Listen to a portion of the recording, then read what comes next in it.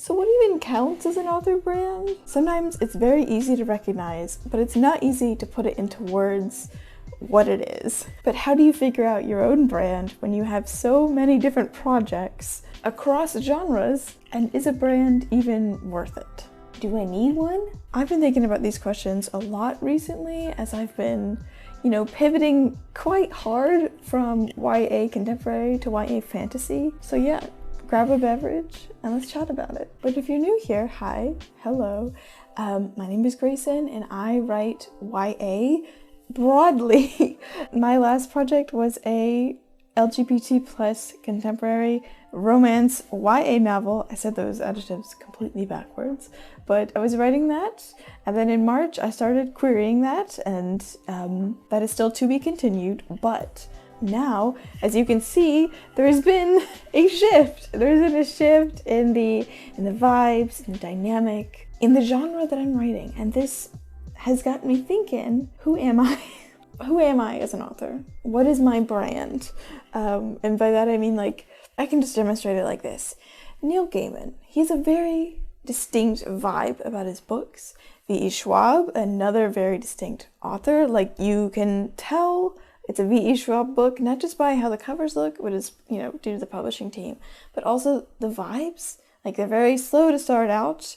All the set pieces are being arranged, and then so much stuff happens. Becky Albertalli, she's writing YA, contemporary, sometimes romance, actually all the time romance, and all the time queer characters, and it's probably going to be at high school. That's her brand, and those three are very distinct authors in my mind. John Green is another one, even though his books have been a little more scattershot. They're all quite introspective and talking about very broad themes that I think resonate with a lot of people. And I feel like I don't have a niche, and this bothers me. I don't know how my projects are going to coalesce into a brand for me. And I feel like it's very rare that there is an author who writes YA contemporary, but also YA fantasy. Now, you do have the exception of Adam Silvera, who I would love to be, honestly. That is my author goals, is Adam Silvera. He has two very distinct niches, but it's still he's firmly settled in both of those grooves. And I feel like I don't know how to do that. He has his fantasy stuff, but he also has his basically gay sad stuff. You're probably aware of They Both Die at the End, and the first to die at the end. He's writing a third one, he's planning a fourth one. So he's found a groove with that, and people love it, and they're all bestsellers. And I'm just looking at my book and thinking, can I do that? Yeah, I don't know how my contemporary and fantasy projects are going to form into a brand image for me. And I guess that comes with being a young writer, but also, I don't know, I'm just worried. To get a little deeper about how varied my projects are, Seaside, my YA romance that I'm currently querying, has a cinnamon bread recipe, a abandoned lighthouse, high school drama, bowling, Christmas Eve party, New Year's bonfire, financial troubles. It has a lot of angst, a lot of romance and feelings, and it's very clearly a romance book, and I feel like I know what that book is. Project Fae, which is represented by this lovely tapestry behind me, is a YA fantasy about being a creative person. Specifically, my main character, Myra, is a potter who wants to be a historian. So she's writing a book, but she's also learning how to be a potter. And we are dealing with a Renaissance-based society. Everybody's an artist because disease and war and famine have all been taken care of by fey magic that the king is the bringer of. He has caused this revolution in the past 40 years, and now everyone's an artist. And that book is about a blossoming artistic society, and Myra getting into that society, failing, learning how to pick herself back up again, and becoming a true artist. And there's also two love interests. One is half fae, the other's human. One is an inventor. one pretends to be, or maybe he doesn't pretend to be the Prince of Fae. It's very different. It's very tonally different. You understand? And my third project, which is Project Popstar, has less momentum than the other two because it has less words in it at the moment. Project Fae is around like 55,000 words in the draft, and then Project Popstar is around 20,000. And Project Popstar is also very distinct from the other two.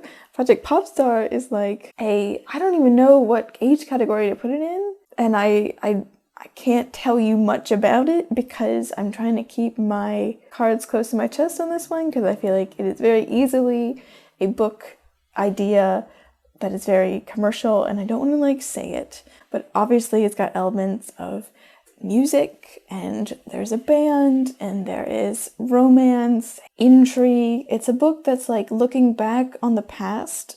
My main character, Kate, she is trying to learn about this because her father owned the record company of the band, and like she never knew her father, and her father has passed away, and she's trying to like process her trauma while also processing the history of what happened to this band. So yeah, we have 3 different projects: Seaside, Project Fae, and Project Popstar. I'm sorry, Seaside doesn't have the word project in front of it. I can't make myself say it. So yeah, I feel like these are very disparate, and I feel like really the idea of an author brand to me stems from traditional publishing. I have this idea in my head, and I'm sure other people have this idea in their head too, that 2 book deals are sometimes on the table for debut authors, as I would be, and I keep thinking to myself, what is going to be the second book? Like, I don't have anything to offer.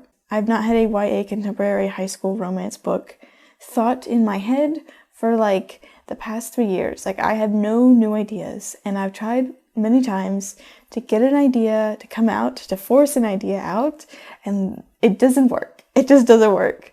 And so I'm having this crisis of, okay, what if, and I know it's a very, very small what if, but like, what if a publisher is interested in purchasing Seaside, and in the process of making the deal, they offer me a 2-book contract? Like, what happens when I don't have another book that is like Seaside to build a brand on? What happens when the only thing I can present is Project Fae? Like, how, like, that's not gonna build a brand for me. Like, that's already disparate, and I don't know what to do. And I also don't know if, like, this is not a thing to worry about. I really don't know. I don't know. There's a lot of things I don't know. I feel like a brand or an image is a good thing to have as an author because it creates consistency and expectations, creates like a caricature of the author themselves, like something for the reader to latch on to. It's like, it looks reliable, it looks consistent, it looks like profitable, I guess. So like, for these reasons, I want a brand. I want consistency. I want readers to come to me for a specific thing. Or maybe 2 things. I don't know if I can like pull it off, like branching between contemporary and fantasy. I don't really know. Even writers on AuthorTube, like when they get their books published, they have a very distinct groove. Like, they have a style, they have a genre that they love writing in, and I haven't picked one. Like, I don't feel like I have one. There's also this other component of having a brand in terms of writing style, like what your writing is especially good at. And I feel like I don't have that either. I think my writing is very good after lots of drafts and editing, as are most books, but I can't identify any one thing that is particularly distinct to my work or like I'm executing very well. Like, I can't identify a thing. Like, for some books you might say, oh, the characters were so realistic, like I loved that, or the writing wasn't that good but I stayed for the plot. Like, and I feel like I don't have that. The best thing I could think of is, oh, my dialogue is great, but I just feel like that's so silly. Like, how can dialogue be the thing that I'm good at? Like, how does that distinguish me in my writing style? Like, I feel like dialogue is so trivial and like secondary to the book. Like, it's a device. It's not really a thing like worth saying about a book. Like, no one reads a book and like finishes it and is like, Oh, the dialogue was so great. Like, it was amazing. It was so realistic. That's how I feel about that. I guess there were a lot of things that I don't understand about my own writing, my own style, my own wants for the future, I guess. I don't really know. I don't know. And I guess I'm learning to be okay with the unknowns by making this video and kind of like expelling some of this energy I've been feeling and these thoughts I've been having about having an author brand. Am I alone here? It would be great to know if I was not alone about this. So how do you feel? Do you feel like you have an author brand, or do you struggle with like narrowing your writing into a groove?